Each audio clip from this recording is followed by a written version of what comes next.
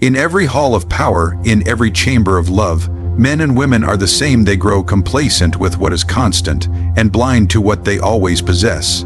Today, we confront a timeless problem. Why is it that respect arrives not in our presence, but only when we withdraw? The answer, my friends, is written in the cruel laws of human nature. I, Niccolò Machiavelli, shall reveal why walking away is not surrender, but dominion itself. Let me reveal to you a truth that most men spend their entire lives ignoring. The truth is simple, cruel, and yet liberating. Men do not value what is always present. The human heart, frail as it is, grows careless with abundance. What is constant becomes invisible. What is freely given becomes cheap. Presence, if offered without restraint, loses its power. And so, the wise man learns the ancient art of absence. He understands that stepping back does not weaken his influence. No absence multiplies it. Consider the merchant who displays his wares every day. At first, the crowd marvels at his goods, rushing to purchase, to touch, to admire. But as the days pass, the same goods remain upon the stall, and the people grow indifferent. What was once wondrous is now common. But should the merchant close his stall for even a single week, the crowd grows restless. Whispers spread, "Where has he gone? When will he return?" His absence stirs more hunger than his constant presence ever did. Such is the law of human nature. Scarcity breeds value, and abundance breeds contempt. Now take this lesson beyond the marketplace. In the courts of power, in the intimacy of love, even in bonds of friendship, presence is easily abused. When you are always available, when you are always seen, when your voice is always heard, men forget its weight. Familiarity weakens majesty. You become like the air they breathe, vital yet unnoticed, and men, in their arrogance, only realize the worth of air when they are gasping for it. Absence, then, is not weakness. It is a weapon. A carefully chosen silence, a deliberate step away, a door closed at the right time. It strikes with more force than 1,000 words of protest. For when you are gone, when your presence no longer fills the world, the imagination of men begins to work. And let me tell you, the imagination is far more powerful than the reality. They begin to wonder where you have gone, why you have left, what they have lost. They invent stories, excuses, reasons to justify your disappearance. And in this silence, your value grows greater than it ever could in noise. Think of a prince. A foolish prince makes himself too familiar, always among his people, always eager to please.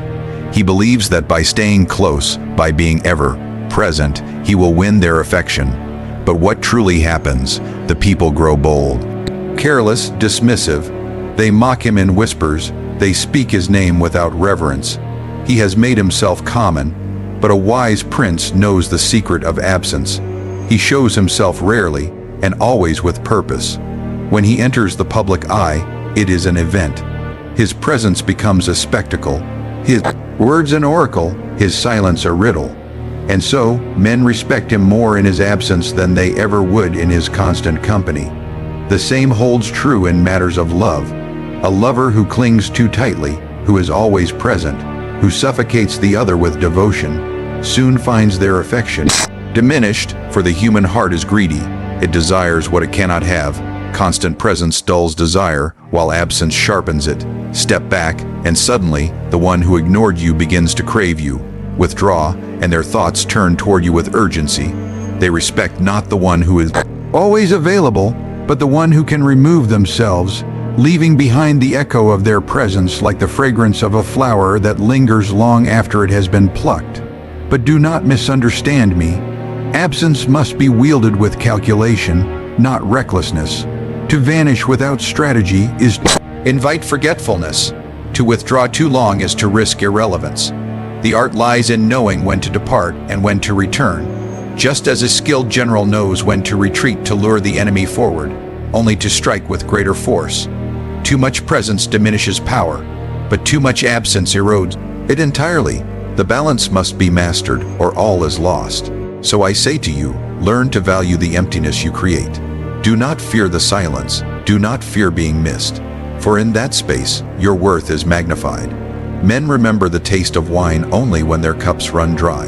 They speak of loyalty only when it is withdrawn. They discover respect only when your footsteps no longer echo in their halls. And it is in that discovery that true power is born. Presence without restraint makes you ordinary. Absence wisely used makes you extraordinary. The power you seek is not in being constantly seen, but in being remembered when unseen. He who learns this law does not chase respect. He compels it, even in his absence. He makes others long for what they once neglected, until they understand that his presence was never common, but rare, and therefore priceless. Men speak often of love as though it were the highest virtue, as though affection were the strongest bond that ties one human to another. But those who rule, those who lead, those who command, know better. Love is fragile. Love is soft. Love is easily given, and just as easily withdrawn. Men fall in love today and betray tomorrow. They profess loyalty when their stomachs are full and abandon it when their hunger returns. Love is the weakest foundation upon which to build power, for it depends upon the whims of others, and the whims of men are as shifting as the winds, fear and desire. However, these are the iron chains that bind men with strength. Where love persuades, fear compels. Where affection fails, desire endures. When you rely on love alone, you place your power in the hands of others. But when you master fear and desire, you hold their hearts by the throat. Think on this. A leader who seeks to be loved must endlessly provide, endlessly give, endlessly please. He becomes a servant of his people's appetites, and still, his affection is never enough, for men always demand more. They tire of kindness. They grow indifferent to generosity. They see love not as a gift but as a duty. But a leader who governs through fear does not beg for affection. He does not ask to be adored. He commands respect by the certainty that disobedience carries a cost, and respect is far more enduring than love. This does not mean cruelty without cause. No, cruelty without purpose breeds rebellion, but calculated severity, the kind that reminds men of the consequences of betrayal. This secures loyalty far stronger than love ever could. Men will betray one who loves them if betrayal brings advantage, but they will hesitate long before betraying one they fear, for fear speaks louder than opportunity, and yet, fear alone is not enough. Fear is the rod that keeps men in line, but desire is the bait that draws them forward. Desire makes men see you not only as one to be obeyed, but as one to be followed. It awakens ambition, longing, hunger. It makes them want what only you can provide, for fear prevents betrayal, but desire ensures devotion. Imagine the lover who is adored for his affection, always present, always giving. Soon his devotion becomes predictable and thus invisible. But the lover who withdraws, who creates distance, who awakens fear of loss, it stirs desire for his return. This one is remembered, longed for, even obsessed over. The balance between fear and desire makes his presence irresistible. The same law applies in kingdoms, in armies, in courts, and in friendships. The man who commands through love alone is discarded the moment affection fades, but the man who governs with fear, tempered by the promise of reward, becomes irreplaceable. His followers may not adore him, but they obey him. They may not shower him with affection, but they guard his place with loyalty, for they fear his wrath and desire his favor. You see, men respect necessity more than generosity. They may take gifts without gratitude, but they never ignore consequences. When you reward, do so sparingly, so that your gifts inspire desire. When you punish, do so decisively, so that your presence inspires fear. This dual mastery, fear and desire, men in a way love never can. Consider history's rulers. The beloved king, who tried to govern with kindness, is often remembered as weak, overthrown by those he sought to please. But the feared prince, the one who punished betrayal, who kept men hungry for his rewards, he endures in memory as strong, as commanding, as unshakable. Love dies when tested. Fear survives trial. Desire grows when denied. These two forces, fear and desire, are eternal, unlike love, which fades with time and familiarity. So when men tell you to seek love, to be adored, to win hearts with kindness, understand this truth: kindness untempered by severity breeds contempt. Affection unbalanced by distance breeds neglect. If you wish to be remembered, if you wish to be respected, if you wish to endure beyond the fleeting passions of men, You must command through fear and desire, for these alone bind the heart of men in chains they cannot break. Power does not always declare itself with loud words or violent gestures. The most commanding force is often silent, invisible, and misunderstood. To rule men, to govern their hearts, to command their loyalty, you must master the art of withdrawal. For in withdrawing, you do not lose control. Seize it. Withdrawal forces others to feel your absence, to measure their dependence, and to confront the truth of how much they need you.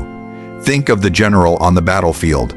The unwise commander believes he must always advance, always display his strength, always fight with noise and fury. But the seasoned general knows better. He withdraws not out of fear, but out of calculation. His retreat confuses the enemy, draws them forward, stretches their lines thin, and when they are vulnerable, when they believe he is weak, he strikes with decisive force. His withdrawal was never surrender, it was the setting of a trap. So too in life. When you step back, when you withdraw, you are not losing ground. You are preparing the moment when others will come to you, weakened by their own assumptions. Withdrawal forces recognition. While you remain present, men take you for granted. They grow accustomed to your voice, your gifts, your presence, as though it were air or water. They believe you will always remain. But when you withdraw, suddenly they feel the emptiness. Their minds begin to turn, their tongues begin to whisper, their thoughts circle back to you. They measure what you once gave them, now lost. They discover your value not because you proclaimed it, but because they now feel its absence. A ruler who never withdraws becomes common. He is seen too often, heard too easily, and thus loses his majesty. But a ruler who withdraws at will commands attention. With his return, men crave what is scarce. They obey what they fear losing. In this way, absence becomes a form of presence stronger than any speech or appearance. You control their thoughts not by chasing them, but by stepping away and compelling them to chase you. This law governs not only kingdoms but also the most intimate of human bonds. In love, constant presence breeds boredom. Endless attention weakens desire. A lover who never withdraws gives away all mystery, all power, all intrigue. But the lover who steps back, who becomes scarce, who allows silence to speak in their place, gains control. Suddenly, the other wonders, where have they gone? Do they still care? Have I lost them? In that wondering lies control, for the absent one governs the thoughts of the present. To withdraw is to rule their imagination. Understand this. Withdrawal is not abandonment. It is not desertion. It is a calculated silence, a strategic absence, a purposeful retreat. The fool vanishes without intent and is forgotten. The wise man withdraws at the precise moment when his absence will wound most deeply. He does not linger until his presence grows stale, nor does he disappear until men despair of him entirely. He chooses his moment like a skilled actor who exits the stage at the height of applause, leaving the audience begging for more. And why does this work so powerfully? Because men are slaves to what they cannot control. When you are always present, they believe they own you. When you withdraw, you remind them that you belong to no one, that your presence is a gift, not a guarantee. They chase what flees, they desire what withdraws, they respect what refuses to be endlessly available. By controlling your presence, you control their emotions. By stepping back, you teach them to move forward toward you. By denying them your presence, you make them realize how powerless they are without it. Even in friendships, this truth remains. The companion who is always available, who never refuses, who never withdraws, becomes invisible, unvalued, even used. But the companion who withdraws when taken for granted, who steps back in silence, teaches the others to reconsider. They return now more cautious, more respectful, more eager to keep what they nearly lost. Through withdrawal, you set the terms of the relationship. You decide when it begins and when it pauses, and by doing so, you remain the master, never the servant. Control is never about the noise of constant command. It is about shaping perception, bending thoughts, guiding emotions, and withdrawal, carefully wielded, is the surest path to that control. For when you leave, you are never truly gone. You live in their questions, their regrets, their unspoken fears. And that, more than presence, is where true dominion lies. Men believe themselves free. They flatter themselves with the thought that their choices are their own, that their decisions arise from reason, that their paths are chosen by will. But this is vanity, and vanity blinds them to the truth. Most men never choose. They are led. They are guided. They are directed by forces unseen, by circumstances arranged, by strings they cannot see. And the most skillful ruler, the most cunning mind, does not take freedom from men. He gives them the illusion of it. He allows them to feel as though they decide, when in truth their decision has been shaped by his hand. Power lies not in stripping choice away, but in controlling the frame of the choice itself. If you wish men to follow you, do not order them openly. Present them instead with two doors, both of which lead where you desire. Let them believe they walked through one by their own will. They will defend this choice as though it were freedom, when in reality it was the outcome you designed. Thus, their loyalty strengthens, for they believe they acted for themselves. Consider the ruler who wishes his people to march to war. If he commands it directly, resistance may rise. Some will oppose, some will grumble, some will resent. But if he speaks instead of honor and security, of protecting their homes or avenging an insult, he offers them a noble mask. They march not because he ordered them, but because they chose to defend their pride. Yet the battlefield is reached all the same. Such is the art of power, never to demand obedience, but to guide choice so that obedience becomes voluntary. This law extends into every bond between men. A merchant who wishes to sell does not beg his buyers. He offers them options, a higher and a lower, a greater and a lesser. And the buyer, convinced he has weighed his options carefully, selects one. Yet both were profit for the merchant. The buyer's pride remains intact, and the merchant's aim is achieved. Choice was never real, only shaped. In love, too, this principle reigns. The lover who makes himself too obvious, declares himself too plainly, places his fate in the hands of another. But the lover who withholds, who withdraws, who forces the other to choose whether to pursue or to lose, governs the game. The choice appears to belong to the other, but the terms have been set. Either path leads back to him. For desire itself was planted by his absence. The illusion of choice is one of the most subtle weapons of control. Men hate chains, but they do not resist cages when the door appears open. They will not rebel against bonds when they believe they tied the knots themselves. This is why rulers who govern harshly with open force inspire hatred, but rulers who govern through the veil of choice inspire obedience disguised as loyalty. For men convince themselves they are free, and in this conviction, they never see the hand that directs them. A wise man never reveals the full scope of his intention. He conceals it in options, in appearances, in paths that seem separate but converge at the same destination. He need not force, for men, in their pride, will lead themselves where he wishes them to go, and they will thank him for the journey, believing it was their own design. Understand, this freedom is not in abundance of choice. Freedom is in authorship of choice. Most men have abundance, but no authorship. They select from what is placed before them, never asking who placed it, never asking who benefits. And the one who controls the options controls the outcome. This is why withdrawal, absence, distance are so powerful, for they shape the choices left to others. They make men decide whether to pursue you or lose you, whether to honor you or betray you, whether to crave your presence or suffer without it. The decision feels theirs, but the stage upon which they decide is one you built. And so, the highest mastery is not in forcing men to obey, nor in begging them to follow, but in creating the conditions where their choices lead them inexorably to you. They bow, not because you commanded it, but because they believe they chose it. They obey, not because they were forced, but because they cannot see any path, except the one you left open. You have now seen the hidden architecture of respect, the design that rules men whether they admit it or not. Presence without scarcity weakens, love without fear decays, power without withdrawal crumbles, choice without control is chaos. To master men, you must master their nature, and their nature is blind, greedy, forgetful, and proud. They respect not the hand that gives, but the hand that withholds. They honor not the heart that loves endlessly, but the one that governs with fear and desire. They follow not the leader who clings to them, but the one who withdraws and forces them to chase. They praise not the liberty they imagine they possess, but the illusion of choice carefully set before them. So remember this, respect is not begged for, nor freely granted. It is drawn out by absence, commanded through fear, secured through withdrawal, and sealed by the illusion of freedom. to walk away at the right time, to govern without pleading, to control without chains. This is the path to enduring power. For in the end, men only respect you when you make them feel the weight of your absence, the hunger of their desire, the fear of your displeasure, and the belief that they chose it all themselves.